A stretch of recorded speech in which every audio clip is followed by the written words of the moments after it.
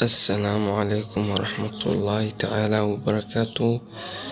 Walaalayaal kusoo dhawaada channelka Baro Aqoonta Cusub. Cashkan maanta wuxuu ku saabsan yahay Keymasterka, sida cod loo dul saaro video ama cod aad isaga qaadasin. Hadda video waan soo qaadanaynaa. Videoga hadda hadaan rabo inaan codka dhanba aan mataqaanaa ka jaro, codka korkiisa ayaan ku dhufanayaa. Meesha yarta oo hoose calaamada yarta ayaan ku dhufanayaa. Videoga codkiisa uma baahni, waa iska dhaliilayaa. Meesha delete oo code baaldiga waxa way ku sawiran yahay baa ku dhufani. Marka codka dhan waa dhaliidmay. Haddaad rabto inaad cod dul saartid, meesha media ku qoran tahay waxaad soo qaadanaysaa